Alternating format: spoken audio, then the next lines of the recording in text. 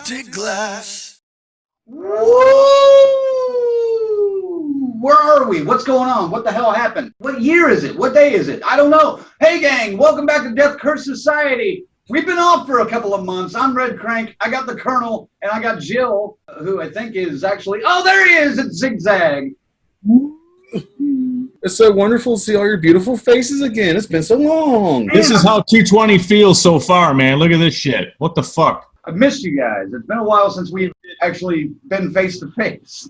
Are you guys wearing your mask? You know, being your social distancing selves out there? We hope you're staying safe. It's a weird time out there. We know. We're kind of going to talk a little bit about it in our main segment right here. Let's go camping. But stay the fuck away from me. Good to Camp Blood, ain't you?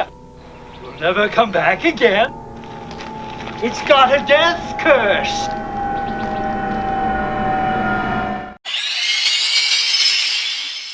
Our Let's Go Camping topic this time around, we're going to talk about what the state of horror is going to be like after coronavirus. When we first started talking about doing this as a main topic, we thought we would be past this by August, July. We're in July now.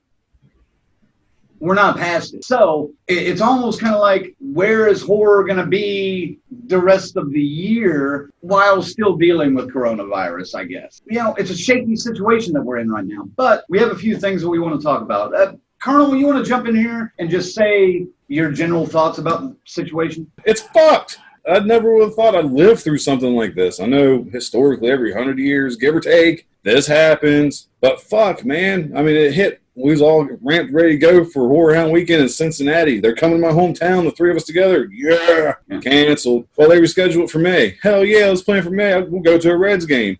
Canceled. Still no baseball at the time of this filming. We're still a few weeks away from even getting that. All this direct-to-video shit. I want to go to a theater. I want to watch a fucking movie. But you know what? I don't, because I'm not a fucking selfish asshole. We got to contain this shit so we can actually live life again, people. Please. Ziggy, what about you? General thoughts? I think that's probably where we're at for a while, at least. It's going to be, as far as your movies go, on demand. That's going to be your source. You know, you're going to buy your DVDs. There'll probably be a boost, a tick up in the sales there, man. But yeah, there's going to be no cons here, at least not this summer.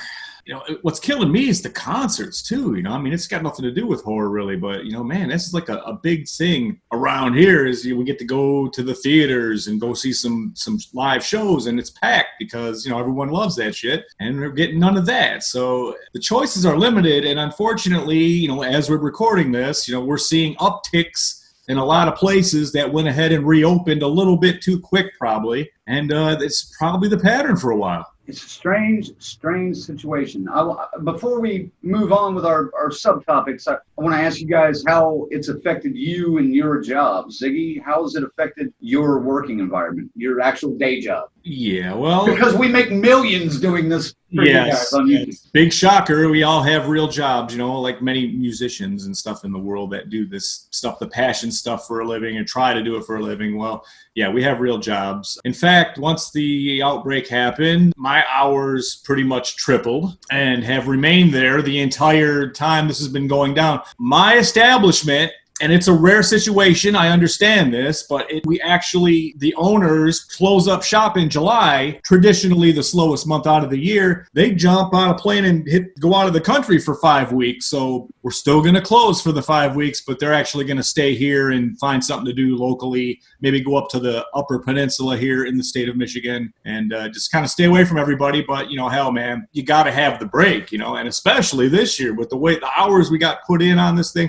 We were one of the few businesses open in my town for several weeks, so it was busy every day. It's like, you know, like some days you go, and a pizzeria, if you've ever done it, the weekend you're always kind of dreading it. You're like, here comes the weekend. Every day was the fucking weekend here, the last 6 weeks. When you have a town that has, let's say, a dozen pizza places, and then 11 of them close, everyone that wants pizza is going to call that one fucking place. So, bam! It's wild, though. I mean, it's been busy, so I go to there, I come here. That's it. That's all I do, you know, so that's it. It's been very simple. I mean, aside from seeing the small staff we have at the kitchen, that's it, man. Colonel, how about you? How's it affected your work? I was fortunate enough to have a company that at least gave me an opportunity to take a leave of absence, which I did. I have since been back to work for a month now, and fuck, it has changed, okay? I have to wear a mask the entire shift. The only time we're allowed to take it off is usually, obviously, a break, because how the fuck you can't eat with your mask on. Don't tell them, but I usually take mine off when I'm taking a piss or a shit, because it gets hot in those bathrooms. There's no AC in that fucking building. You know, they're all about your 6 feet. My position, I'm a lead. I'm one of the leaders. I don't have the luxury of staying 6 feet away from people. I have to train. I have to help them. I'm like this with people most of the fucking day, all right? Ooh. So that 6 feet doesn't mean shit.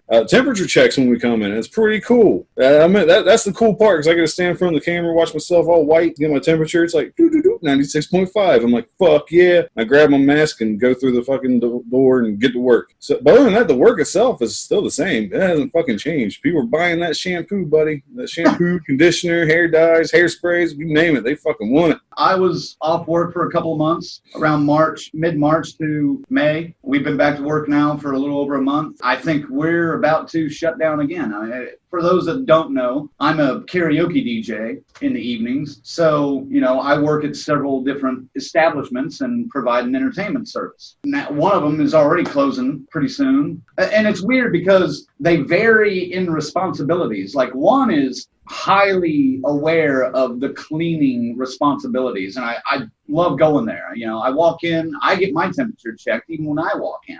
I'm not really an employee. The other one, I don't think they clean their bar top or their counters once a month, you know. And I'm like, fuck, guys, you know. So I've started going in. When I get there, I soak down my area. You know, I've got my own disinfectant and paper towels and everything.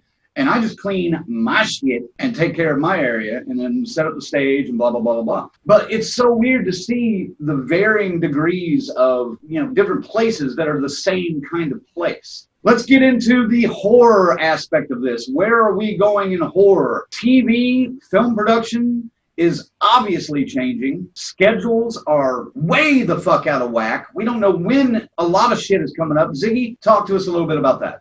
We are starting to see there are a lot of productions actually beginning to ramp up. They're actually getting in front of cameras here and there in some of these things, you know, but a lot, you know, haven't heard anything on that last Walking Dead yet. You know, they still owe us a closing episode before the next season begins filming, which should be now. It's usually when they get going. You're finding new ways to discover this stuff, you know, and I don't know. This may give birth to a whole new network of things, you know, that come to just direct live internet people home unshaven in front of a little camera right here, you know. Hey, wait a minute. There's no telling when we'll go back onto a regular working schedule with all this stuff, as long as these outbreaks keep happening. I mean, all bets are off, and we're playing this shit by ear. Television in general normally starts in the fall, like late August, early September. Is that when we're starting with new seasons of, you know, your big shows like Law & Order, NCIS? I think they're working on it, but, you know, like the ones that have like a live studio audience and stuff, they're not having the live studio audience. No. We're actually probably going to go back to canned fucking laughter on some of these sitcoms and everything. They're going to do it. They're going to get back going. Everyone will have their mask on right before the camera shoots, you know, and it's right in the pocket. Or that shit will be worked into the storylines on maybe some of your Law and Orders and stuff like that. I mean, why not? It's real happening shit. People are going to accept it. I think shows like Law and Order are going to like do the whole mask thing, yeah. And their squad room is going to be laid out a lot differently. I think they're going to adjust to the current situation. I think a lot of shows are going to do that. All part of the programming, right? Yeah, shut the fuck up. You're talking about a different kind of programming, you asshole. Colonel, what did you think of the story about like this new Children of the Corn reboot that was shot, I believe, in Australia? Did you read about this, where they actually quarantined the entire cast and fucking crew and was just like, you guys stay over here for a couple of months and then we're going to fucking shoot a movie? Which is great if you have the cast members and the crew willing to do it. I mean, some big budget, let's say, I don't know, example, let's say Big Bang Theory was still on the fucking air. Those rich motherfuckers aren't going to do that. Those people in Australia, they're looking to make a movie. They're looking to make a buck, make a name for themselves. I just know I'm happy that, hey, at least I was able to get season 2 of What We Do in the Shadows in. That's enough to hold me over till fucking 2021, to be honest. I'm cool with that. I don't need that last episode of Walking Dead. I'm like, fuck it. I'm good. There's a lot we're not sure about right now. I mean, Ziggy's already mentioned The Walking Dead and the 85 different spin-offs that The Walking Dead has. I don't even fucking know anymore. I can't keep track. We don't know about American Horror Story yet. Normally that's coming in September. We don't know Don't about know anything about the American Horror Story spinoff that's supposed to be coming out soon. The little shorts. There's a lot that we're missing. We do have a new season of Nosferatu that's on AMC now. And we also had a new season of The Twilight Zone drop on CBS All Access. All 10 episodes. Let's get into the movies. Everything has been delayed. Movie theaters have been closed for what now? 3 months? 3 fucking months? You can't go to a goddamn movie unless you drive your car to it? Bullshit. Hold on. Before we get into that, the fucking drive-ins that are doing these goddamn country concerts. Yeehaw! What the fuck, man? That's pissing me off. Anyway, I digress. Let's talk a little bit about the film projects that have been delayed, because pretty much everything, except for a couple of little things, the one thing that we do have to look forward to in the relatively near future is Antebellum, which comes out August 21st. We're going to have a trailer about that, and we're going to talk a little bit about that here in a little bit. And then we're still waiting with bated breath about Halloween Kills. Don't have a trailer yet. They have a trailer. They just haven't shared it with us yet because they don't know if they're going to release it this year. And I don't blame them. Colonel, jump in on this. Here's what's going to happen. Antebellum is going to get pushed out or straight to fucking video. Halloween Kills will definitely get fucking canceled, I think. They won't do video on demand for that because they know you're going to make fucking bank in the fucking theater. I disagree. More money than you would. 3 months ago when this started, okay, by July, things should get back to normal. We're at July. We're really expecting things to get back to normal by October. Get the fuck out of here. It's not going to happen. Not the way things keep going. Maybe if we lived in Europe where it was handled properly, we might stand a chance, but no, there's no movies this year. I'm sorry, there just won't be, in my opinion. AMC Theaters is planning to reopen July 15th. Now, and they have a lot of guidelines in place that I think would help. Well, also the guidelines may be in place, but will people follow those guidelines? We all know the answer to that. It is required in my state to wear a mask. And guess what? I'm the only asshole walking around wearing a mask, it feels like. People don't follow guidelines. We're seeing what's happening in Florida and Arizona and stuff now. They can plan to reopen July 15th all they want. They might even reopen. Come October, you really think they're still going to be open the way it's going? Fuck no. They're only going to have, I believe, up to a 30% capacity. 30%! They are requiring you to wear masks. They are encouraging you to do contactless ticketing, through your app or your website, and no cash transactions. They're encouraging that. And they're limiting refills on soda and popcorn. A lot of times you would be able to get a refill on the popcorn. Now you can't. Sorry. Fuck you, fatty. You can't get 2 boxes of goddamn popcorn. I'm a fan, and I've been following this pretty close. And, basically there's some of them around here saying, look, like AMC in particular, we may not open again at all. They're hemorrhaging. 30% ain't going to cut it, man.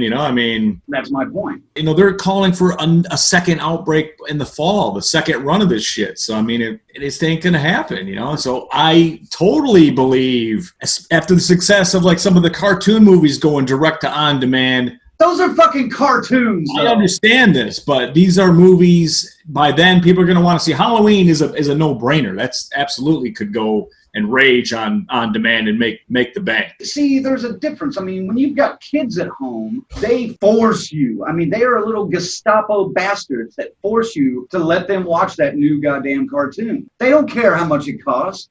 They're not fucking paying for it. They're just like, hit play on the goddamn video, Mom. That Trolls World Tour was not fucking great.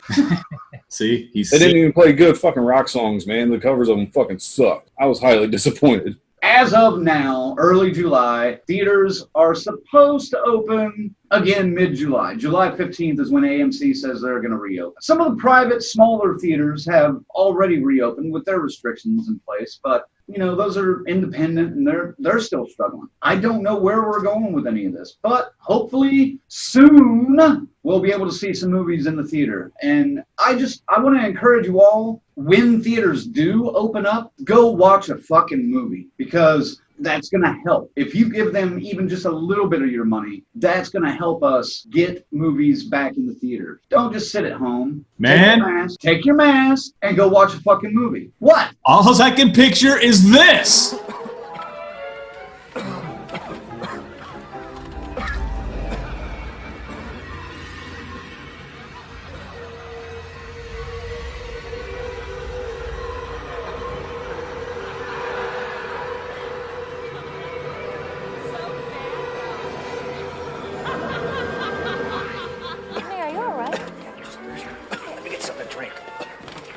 You know what I'm saying? If movie theaters reopen and no one goes, those movie theaters are just going to shut the fuck right back down. If AMC closes down again, they're done. I'm just personally saying, mask up, keep your distance from people, bring some hand sanitizer, check out a movie. If somebody is coughing, get the fuck out. See ya. I'm going to ask for my money back. That's the thing. We got to identify the fucking nicotine cough to the fucking Rona cough, man. Oh, don't forget the allergy cough. The allergy cough and the cottonwood sneeze. And don't forget the weed hack. The weed hack, the bong hit, all of it, man. We got to carry it all in line and figure it out and identify it so we can relax a fucking little bit around here. Another thing that's being affected by all this are obviously conventions. We've already kind of said we don't think there's going to be any conventions this year. Colonel, let us know a little bit more about that. Okay, if you guys have to go to a convention, you're in the Midwest. You got about 3 weeks to decide if you're going to go to Days of the Dead Indianapolis. It's a pretty solid lineup.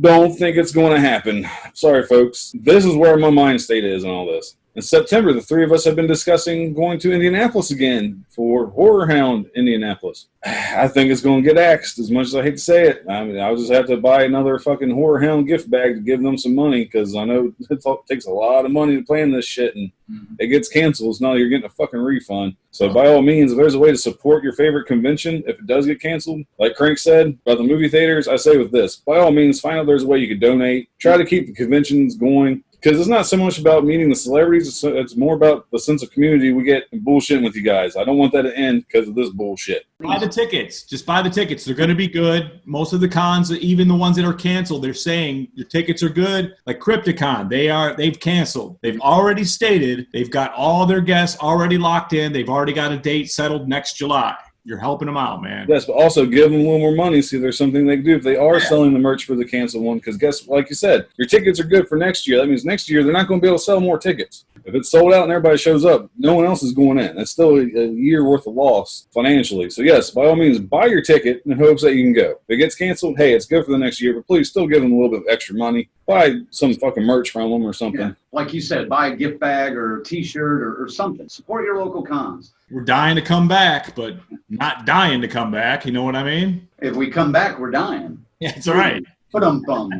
In Oklahoma, we did have a small con. It's going to be in its second year this year. That was trying to do, I believe, in July. They pushed it back to late August now. They still say it's on the books, but I don't think it's happening. Everything seems to be getting canceled about a month, maybe 6 weeks out. A lot of different entertainers, like musicians, even actors in some ways, and theater groups have been doing a lot of virtual things where they've done, live from home concerts. What about virtual conventions? Would that appeal to you or not so much? Ziggy, you want to start? Motor City Nightmares up here, they canceled, and they are doing exactly that. They're having a virtual kind of a walkthrough con thing. I don't know how that's going to work. I mean, how are you going to get a one-on-one? It doesn't seem possible to me. Horror Hound, we know we already had their little film festival last month, and, pretty cool. I mean, something to get in on, and a little throwback to the fans who did buy their tickets. Everyone was admitted.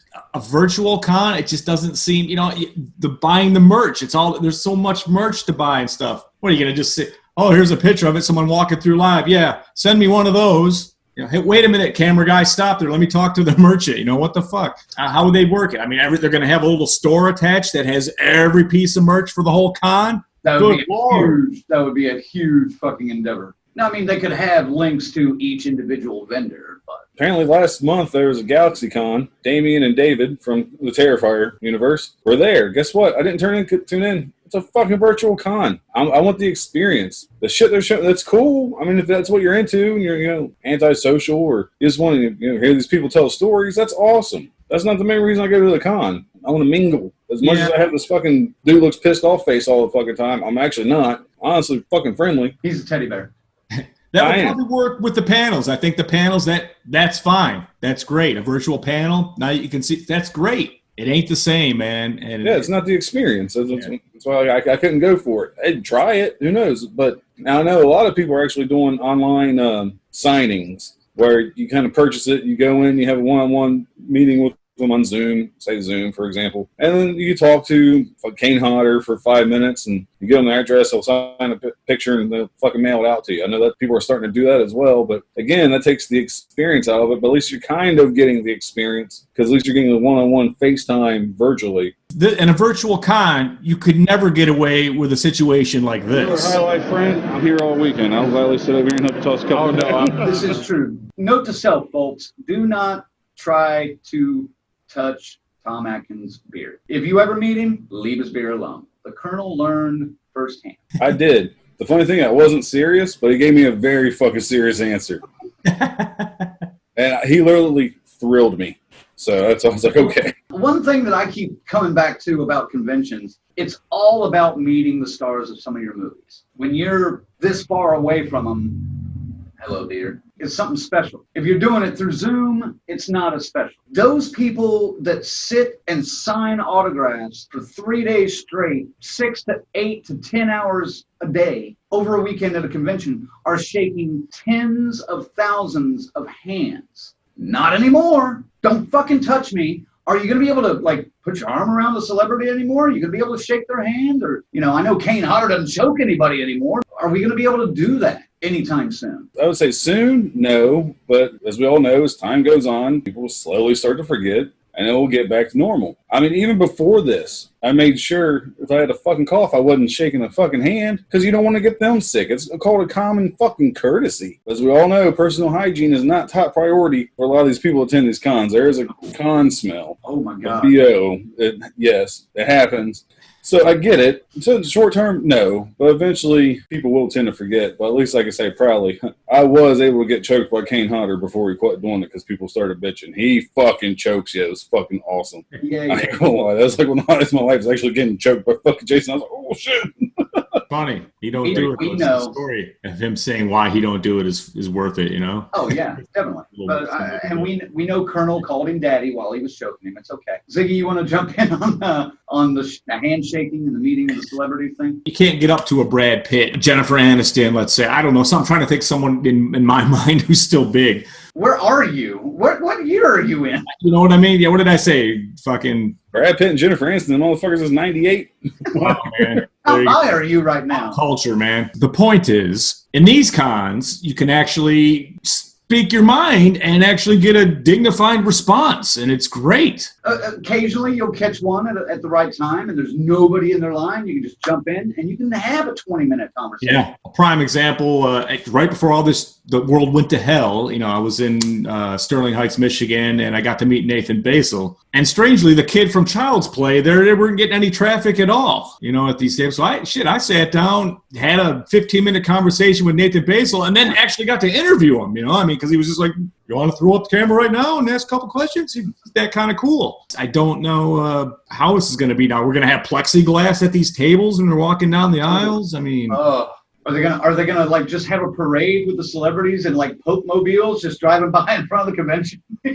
Wave the Tobin Bell, everybody! Wave the Tobin Bell. Like I said, I don't think it'll get that far, but me personally, next year in March, if we do get a horror hound, I hope we do. Like I said, my Jason PPE, that motherfucker will be worn. Not only does it look cool, I'm still playing it safe. Like I said, for the safety of others around me, not for myself. One last thing I want to kind of touch on with the changes in horror that might be coming. Halloween is going to be drastically different this year, I believe. One of the things that, of course, comes around every October are haunted attractions. You know, your haunted houses, your haunts. Ziggy used to be into the haunt scene. There was an article recently posted about like a Japanese trend of drive-through haunted attractions where you just cruise through and the actors like attack your car at random sporadic situations or whatever. And you drive past like horrific scenes. Do you think that's a possibility in America, or do you think we're going to be having regular haunts this year? I want to start with Ziggy on this since he's the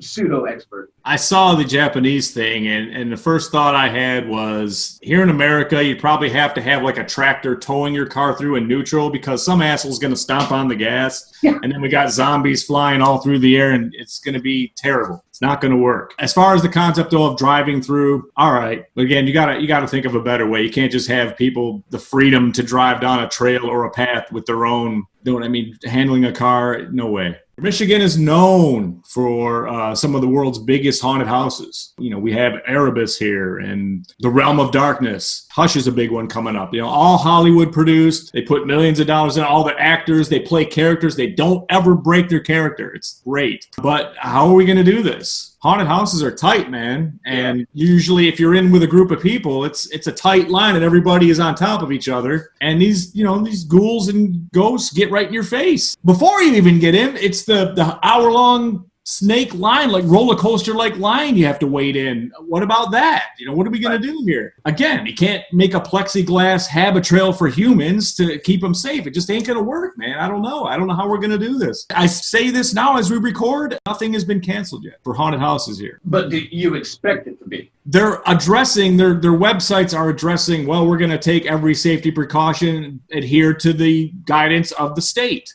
At the end of the day, I just don't see how we can make this happen. Wait in your car, have a reservation, and then everyone you walk up and you go through once they come out, or I don't know, man. That's not how it works now, though. That's changing the whole game. Colonel, what do you think about these kind of ideas? I'll start off with the drive-through Halloween attraction. I think that'd be fucking sweet, actually. Because I know around here in Cincinnati, amusement park called Coney Island, not the Coney Island, New York, but it's Coney Island. Every winter, they have a drive-through Christmas light, okay? And then you just tune into a radio station where you can hear the music and sing up to the music, blah, blah, blah. I haven't been. I've heard good things. You can do the same thing with fucking horror. You can build atmosphere with the music in your car, see the things. But like Zach said, there's a big difference between driving through and looking at fucking lights and getting the shit scared out of you by somebody fucking jumping up on your fucking hood or something, okay? So, unfortunately, I think it would end badly. Probably wouldn't happen. A great fucking idea, though. As far as actual haunts go, God, I want to go. That's my deal. I mean, I don't work them like Zach, but usually the haunts around here open up middle of September, like the second weekend after Labor Day.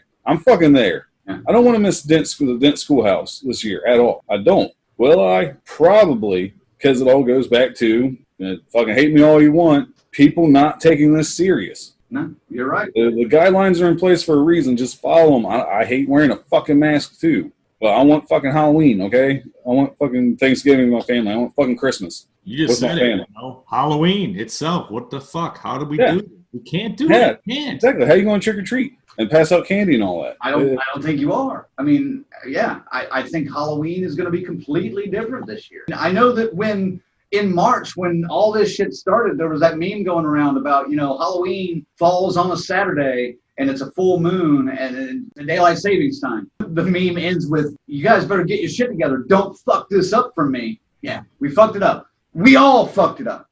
I don't think it's going to happen. I don't see how people let their kids, I mean, some people will because they don't give a shit. No, it's a hoax, whatever. The hoax. They're gonna let their fucking kids go door to door, but a lot of those doors are gonna stay shut because I don't want your fucking kids' germs in my house. I don't know who you are, and I'm not handing you a handful of fucking candy or letting you and your grubby-handed kids dig in a bowl of candy, take what you want, and then wait for the next unsuspecting victim to show up and do the same goddamn thing for 3 hours a night. No. That's how I see it going around here. Would just be people would be like, here's a bowl of candy, help yourself. And it's like, it's on you, There might be some that are just sat outside. Yeah, possibly. Yes, guys, things are going to be different once the world gets back to normal. I don't think we're ever going to go back to normal, what we knew as normal. It's going to be a whole different ballgame. Things are changing. Hopefully movie theaters open. We can start seeing some movies in the theater. The box office numbers are not going to be that great for a while, especially if theaters are at 30 or even 50% capacity. You're not going to see mega blockbusters this year at all. There was a movie that released in one theater during this break. These guys rented out a theater and screened their short just so it could become the #1 movie of the week for 1 week. They made like $100, and it was the #1 fucking movie. Okay, that's where we're at right now. Movie theaters are changing. TV and film, TV is going to be delayed. conventions are done for the foreseeable future. There's no way we're seeing a convention for a while. Probably not even this year. And haunts, good luck. I don't know what it's going to be like in October. I know it's not the happiest of topics, but we wanted to address it. We feel it was important to talk to you guys and let you know our opinions, even though they differ a little bit. Stay safe out there, everybody. Wear your goddamn mask. Wash your fucking hands. And as the Colonel says, don't get sick. Wash your dick. That's going to wrap it up for Let's Go Camping. We're going to take a break. We'll be back right after this. I'll be right back. Don't get dressed. Oh, fantastic. Oh, holy. Wondershare Filmora is a user-friendly, easy-to-use video editing software which contains hundreds of special effects for video that allows you to easily create a unique visual effect. Head to www.wondershare.net and get started editing now. The Death Curse Society has just become an associate producer on the film. Yes. Bravo! Bravo! Death Curse Society, guys, is so awesome. I met the guys, all three of the guys, at Indianapolis last year for Horror Hound. And I met those dudes, and I gotta tell you, like, I hung out with them, we took pictures, I signed some stuff, they gave me a t-shirt. It was awesome. They are awesome guys. So super cool. I am so glad to have them on board this campaign and also on board the film. And now they are going to be IMDb credited as producers on this movie.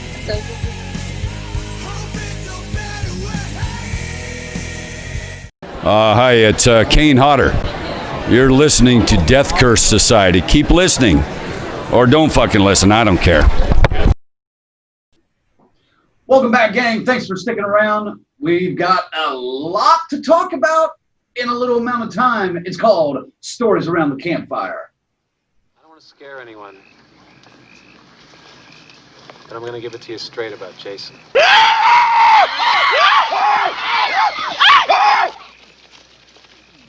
Hey, come back, come back! First up on Stories Around the Campfire, the new film You Should Have Left from David Koepp, starring Kevin Bacon and Amanda Seyfried, is on demand now. You can check it out. It's $20 to rent it. We've all seen it. We checked it out for you guys. We're going to give you our thoughts on it. Ziggy, I'm starting with you. You Should Have Left. Let us know what you think. You should have left. And that's exactly what I'm just kidding. Blumhouse, you finally got one out. That's not too bad. You had a great writer. And who doesn't love Kevin Bacon? Come on, man. Hey. He's great in everything. He's great in this. It's good. It's your typical haunted house movie with a twist, of course. The atmosphere and everything is super creepy throughout, and that got me through it. I actually kind of dug it, and I can get on board with the premise of what's happening. So I actually dug the movie. I thought it was pretty good. Colonel, what about you? All right, you should have left. They should have named this movie You Should Have Worn Shoes, Motherfucker, because Kevin Bacon is barefoot through this entire movie. And all I couldn't help but think subconsciously was, man, those are some dirty-ass fucking feet, him walking through all these fucking sets. But that being said, like Zach said, it was. I wouldn't say it was bad. I wouldn't say it was really good. I would say it was decent. It was good somewhere in there. That twist ending, to me, wasn't really a twist because I figured that shit out as soon as they walked in the fucking house. But it's still nice to see see how they got there. Yeah. And that, like, the atmosphere was good. It was worth the price of admission. But is it worth going on that same ride twice? To me, I don't think so. I'll answer that too. I think you could probably live with seeing this movie once and going, all right, it isn't one you're going to clamor to go see again. It's a unique story. It's a new story, original story. Well, it's not wholly original. It's told in a traditional way, in a haunted house style movie. This is what you're thinking you're looking at, and just you go with it like that, and just pay attention to what they're saying, and you'll be able to put it together real easy. Oh, yeah. The foreshadowing in this film was just so blatant, from, the meditation tapes he was listening to the stuff that you could see him writing in his journal. There was a lot of foreshadowing. David Koepp has done a lot of films that I've really enjoyed in many genres. I really dug Secret Window. I have a guilty pleasure for Snake Eyes with Nicolas Cage. Spider-Man, hello. Yeah. Oh, he's a screenwriter's legend. He's written Jurassic fucking Park, man. He's been around for a while and he's written some of the great stuff. But to me, he has a unique directing style. And pretty much every David Koepp movie I see, there's one or two shots that I'm just like, how the fuck did he do that? This one didn't necessarily have a how the fuck did he do that shot? But it had one shot that I was just like, that's really impressive. Koepp has those kind of shots in all of his films. He has that eye for things like that. And there were a lot of other shots that I enjoyed too, but let's talk about the actors just in general. Kevin Bacon did great. Amanda Seyfried did well. I liked their relationship in a very strange way. It was kind of a modern relationship. For example, when he apologizes at one point, she says, that was a rather decent apology, thank you. And I'm like, that never happens. Now, I think it does now. Couples are becoming more communicative with each other. And I think it's important that we show that in film as well, or I think they should become more communicative. Colonel, what did you think of the actors and their styles to this? Like I said, I thought they all did a great job. I didn't read as far into it as you did, to be completely honest. I was just looking at their overall performances. They made you feel for them. They pulled you into the story. They did their job. Granted, the little girl that played Ella, kind of annoying at times, but that's not her fault. That was more the script. I don't know too many 6-year-olds running around going, "It's beautiful." I was like, ugh. It was good. And honestly, good mostly. But then, boy, she did get to a point where it seemed the material was a bit beyond her grasp. I'll give you that. I thought she did pretty well, though. I was actually impressed by the kid. There was a couple of times I went like, oh, it broke me out of the, you know what I mean, the trance that I had going. So. And also about the take on your communicative relationships, that's all fine and dandy. Was it just me or these people seem a little too fucking honest with a 6-year-old? I'm all for being honest for your kids, but at the right fucking age, man. These motherfuckers telling this little girl fucking everything. I was like... Well, but that's part of the thing. They didn't. He didn't tell everything, at least. I mean, the wife didn't even know. She sure as fuck did. Well, your daddy, you good man. Yeah, they try to get him. I was like, man, you don't say that to the fucking 6-year-old. Like, do we die? Yeah. That's part of that conflict that's in there, though. And I think it was important to show that. I mean, obviously, the couple had secrets. Clearly. I laughed way too hard at one point when he finds out that she has a second cell phone. Dude, I know what you're going to say. When she's driving away. He kicks her out and she's driving away. Yeah. And he goes, honey, do you have both your phones? Remember both phones? I laughed way too hard at that because I've literally said that to an ex. When he delivers that line, it hit me so hard. It's obviously, we can relate, man. We can relate, dude. I'm there, man. I'm there with that. I was all over that shit, I was like, I felt the same way with those scenes, everything. And it just helped me relate more with Kevin Bacon's character, who I did think acted great in this. I thought he really carried it and carried it well. And it even got me thinking a couple of times, I could absolutely see a potential Freddy Krueger in Kevin Bacon after this movie.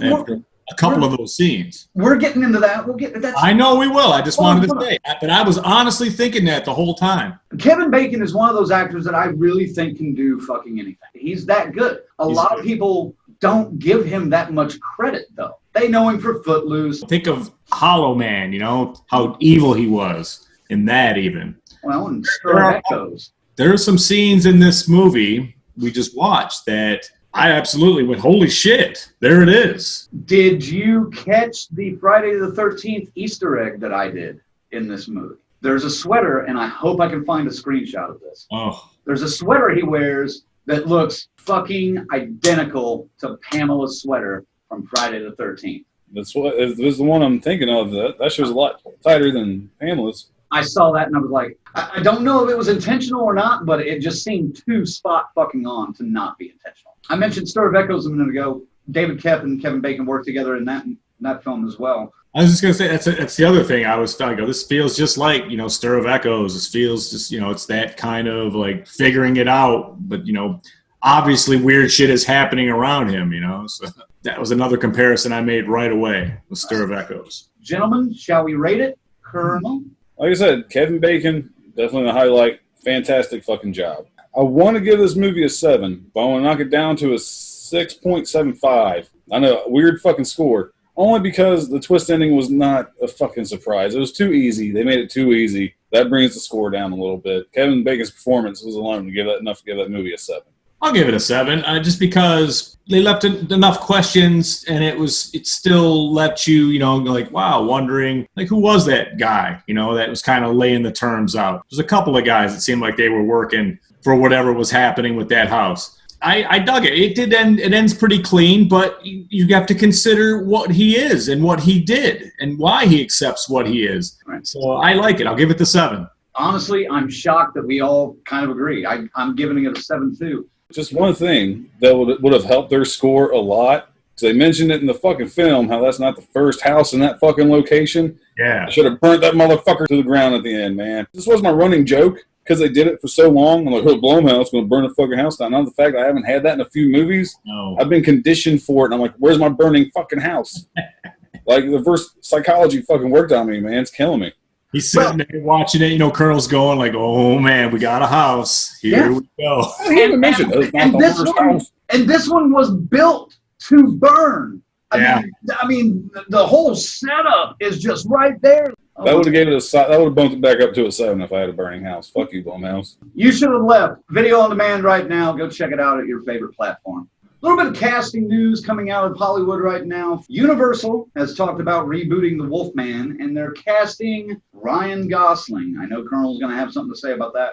We'll get to that in a second. But also, Kevin Bacon has finally chimed in the 2-year long-going talk that Robert Englund says Kevin Bacon would make a great Freddy Krueger in the Nightmare on Elm Street series if they were to reboot it. We have a little bit of information for that. Colonel, your thoughts on Ryan Gosling as the Wolfman? That was my initial thought. I can't say I was really excited. Times change. As Ryan Gosling, I'll be honest, it's not like I know a ton about his work. The only movie of his that I've seen him in that I enjoyed was Remember the Titans. Really don't know what else he's been in. But I was just thinking, as you're going to see on the screen here, we're going to see a side-to-side comparison of Lon Chaney Jr. and he's in makeup as the Wolfman. Fucking badass, great practical effects, fucking legendary. Everybody loves it. Okay, well, now, here is my personal idea of what they're going to do with Ryan Gosling and the new Wolfman movie.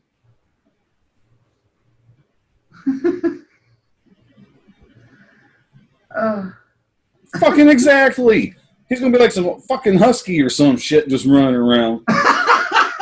Like, what the fuck? I know he's from the Great White North, but do we really need an all-white fucking husky running around? This is bullshit. I know he's Canadian, but fuck. Listen, man. Let's do yourselves a favor. Fuck the CGI. Get practical on this and make it kick ass. If the Wolfman is scary, you win. It's that simple. Yeah, but you know it's going to be CGI, and that's what's going to kill it. Because I'll be honest, like many moons ago when I first announced Heath Ledger is playing the Joker in The Dark Knight, I was like, what the fuck? Holy shit, he's like ranked 1A, 1B in my Jokers. He fucking killed it. So maybe I'm wrong about Ryan Gosling. He might have some acting chops. I don't know, because like I said, I'm not real familiar with his work.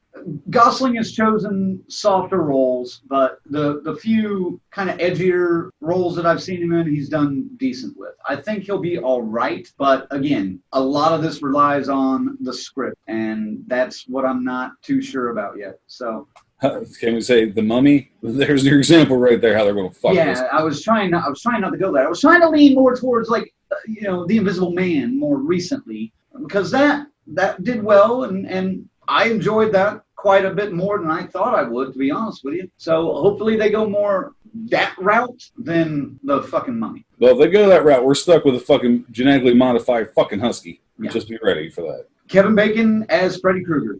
Ziggy? Robert Englund has asked this question every con he goes to, everywhere he goes in the street. He's out to dinner, and who do you think could take on the fedora and the claw? And Freddy finally popped off and said, you know what? Kevin Bacon would be my choice. He could get the subtleties, the sarcasm, all that good stuff, the funny that Freddy is. Kevin Bacon finally responded. And he basically just said he's humbled and honored, and he would absolutely love a chance to do it. Let's not forget, this is exactly how Jackie Earle Haley got the gig in the Nightmare on Elm Street remake. Internet rules. They got it for him. So Get clicking, man. Who wants to see Kevin Bacon as Freddy fucking Krueger? I think this shit could work. I think it worked. Granted, I don't think Jackie Earle Haley did a terrible job as Freddy. Wasn't his fault. It wasn't his fault. I mean, it's just, for one, I know he looked more like a burn victim. I'm sorry, he looked like a piece of fucking shit because that Freddy looked terrible. So not only as an actor, it's you also have to get the look right. I know Kevin Bacon can play the part. Can they make Freddy look right and try not to go the full-blown CGI route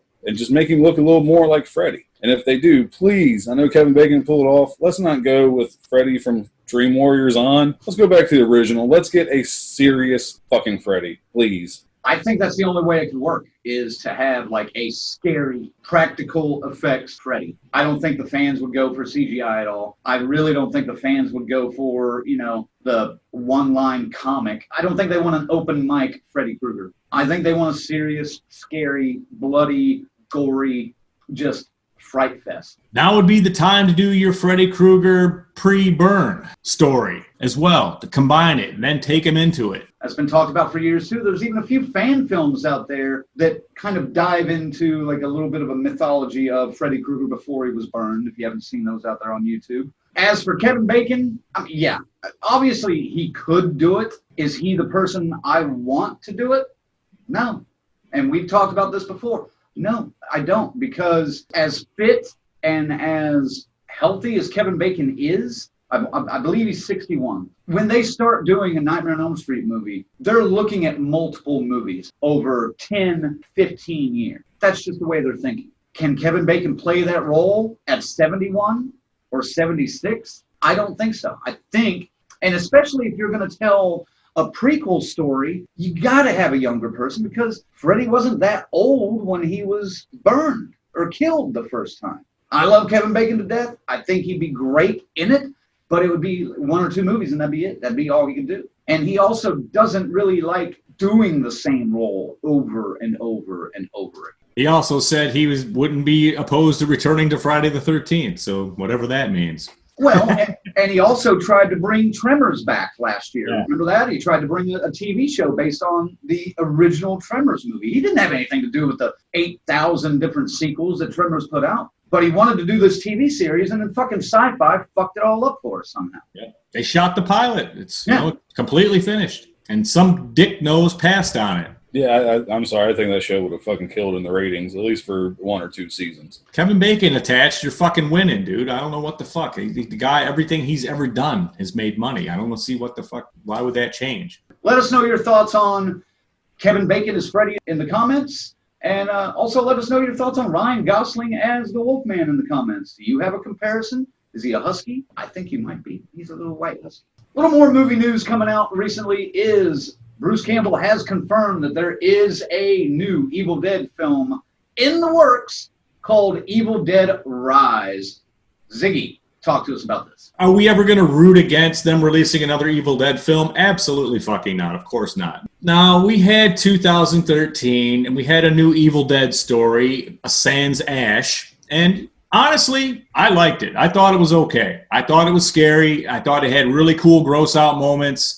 Felt like an Evil Dead movie to me. I'll say it like that. I really dug the drug twist. Here we go again. This one has no relation to that film. It has no Bruce Campbell as Ash again. You're taking out things that matter. But hey, we got the team assembled. They're ready to get going. They're going to shoot a new movie with a new lead and a new cast and hopefully a bunch of new demons. I just hope they do it right.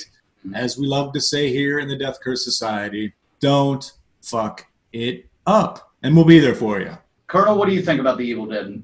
I'll be there. Granted, it wasn't nearly as high on 2013's reboot, I guess you would say, of the Evil Dead. Recently did watch it, and I wasn't impressed. Still wasn't.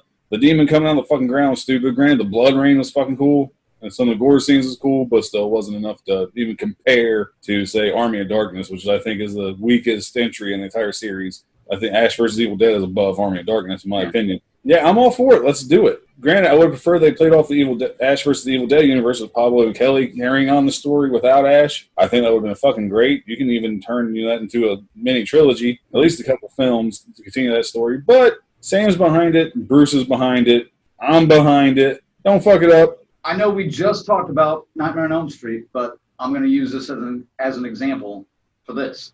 when you do a Nightmare on Elm Street movie that does not have Robert Englund in it, it gets shit on, such as the 2010 remake. My prediction is you do an Evil Dead movie without Bruce Campbell in as Ash, it's going to get shit on. Tread lightly. Even if Sam Raimi's involved, that's great. I'm glad the creator is there to at least try to hone a good story and go a different direction. But I'm nervous as fuck about this. I don't know where they're going with it, and losing the number one thing that draws people in to the Evil Dead in the first place anymore, especially losing that, you're losing me. I'm still gonna watch it, but you're losing me. It hurts. The 2013 Evil Dead actually was received quite well from critics and most fans. I mean, the hardcores were like, fuck this. I mean, a lot of them did, you know. But, I mean, overall, success. I wasn't a fan of the remake. I hated that movie. I think that was one I saw in the theater, and I hated that fucking movie. I did watch it semi-recently, within the last year or so, I think. And it wasn't as bad as I remembered, but it still just doesn't have the right bite to it.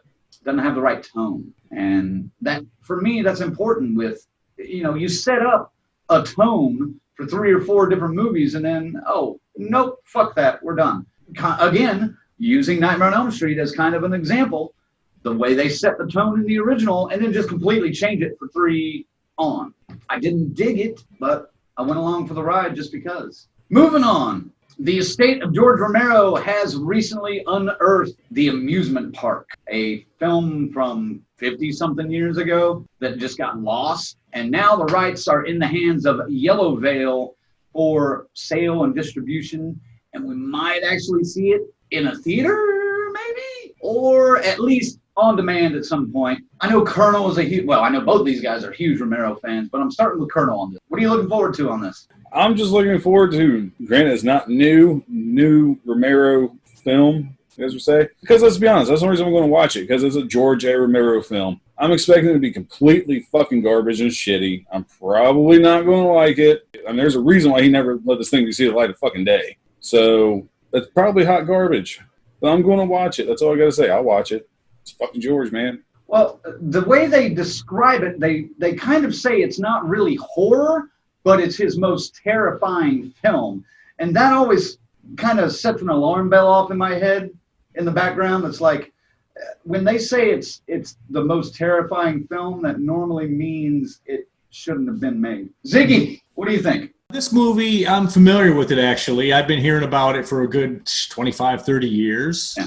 How it never got released. And Romero himself has said, yeah. He goes, at the time, society wasn't ready for it. I feel like most people are going to find this movie completely tame by the standards of what we've seen now and what's going on in the world today. So this isn't going to be a big deal at all. It's just going to be remembered as a bad film. He didn't want it out. I'm sure, if he were still here, it wouldn't be coming out. I'm curious.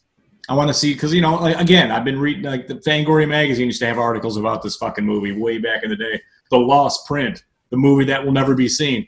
The finished Romero movie that will never come out, and I mean, they always had this shit, and it's just too crazy, it's too terrifying, people wouldn't be able to handle it, I find it's going to be a complete disappointment, as far as the shocking is going to be real low, like a AA battery compared to what they thought it was 50 years ago. I don't really have anything much to add on this.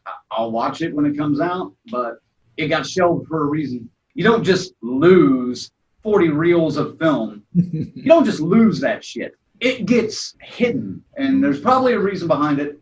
Keep an eye out. We'll let you know when we find out more about George Romero's The Amusement Park. We'll keep you posted. One more little piece of movie news I think might be somewhat exciting.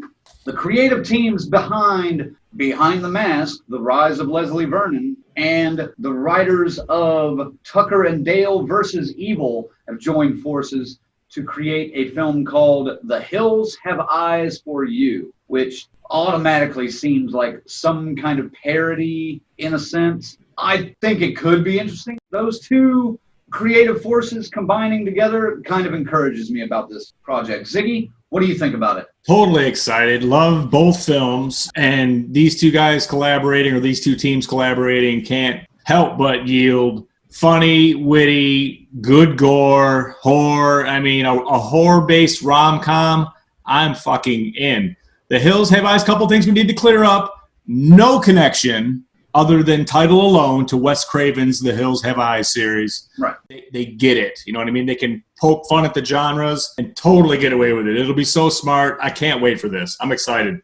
Two great teams coming together. It's either going to be great or it's going to suck. If I was a betting man, I'd say it's going to be fucking funny. It's going to be pretty damn good. Tucker and Dale versus Evil. That was a good one for 1-2 viewings, and I lost interest in it after that.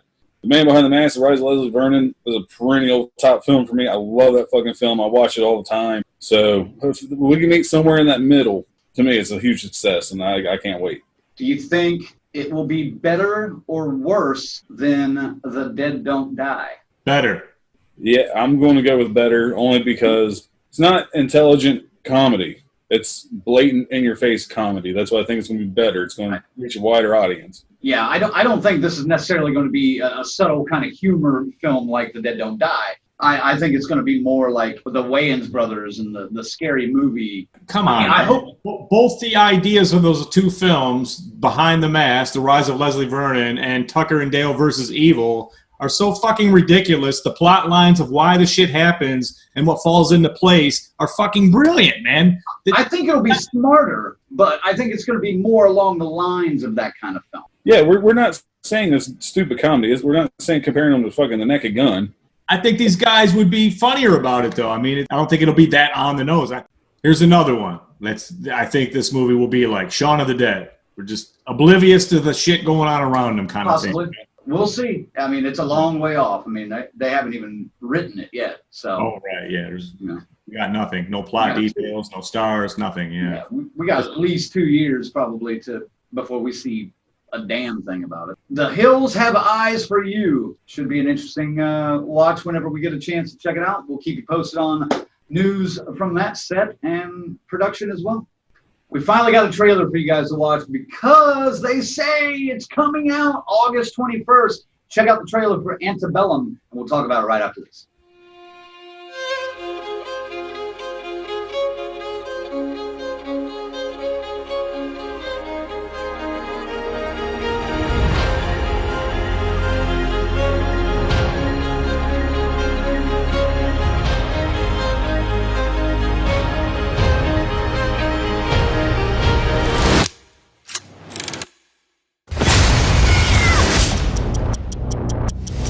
These sapphires are here to fulfill your every need. Wherever you were before, that's over. That's over. You are my only way out of here. I must choose a moment wisely.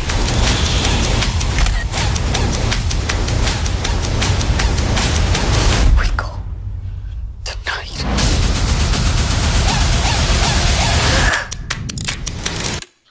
So that's the trailer for Antebellum coming to theaters August 21st. Colonel, start us out talking about this. What do you think? Take M. Night Shyamalan in one hand. Take Jordan Peele in the other. You fuse them all into one movie, and it looks like you got Antebellum. So it looks like people are abducting prominent African Americans and putting them in like a hidden away area to live back in like it was the fucking 1820s. I'm intrigued. This could be really good.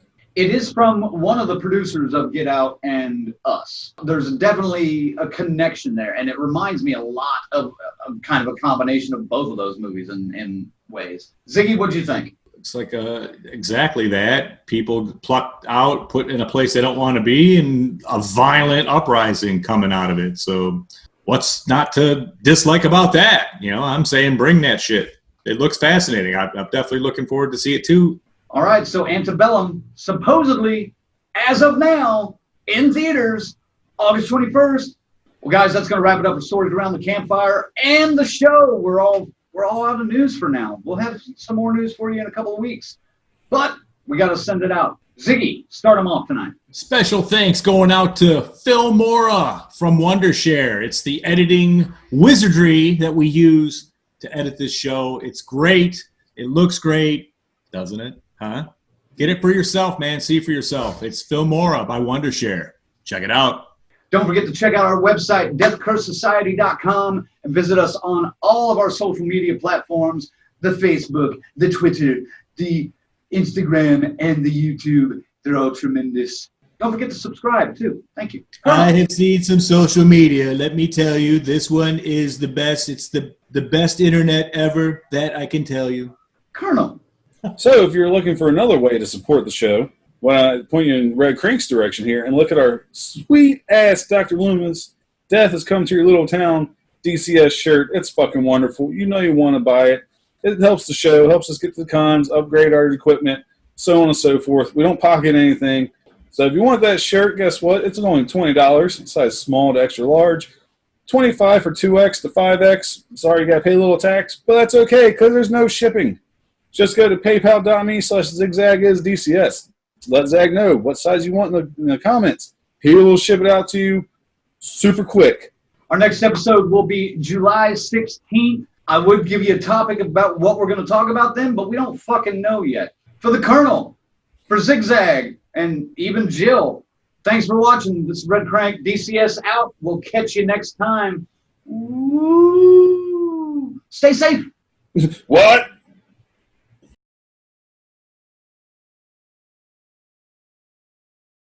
That's what we need to do. We need to make a documentary just filming people when they're out in the fucking wild, walking through the park and shit, and identify their coughs. Like, oh, crikey, right there, we got the infamous smoker's cough. Oh, ain't she a beaut? Look at that taw. Let's go check, let's see what's going on. Do some shit like that. Could see Colonel just creeping out of the bush like, did you hear that? And crikey, he had a big hit of the sticky icky there, didn't he now? That was awful. It was better than mine.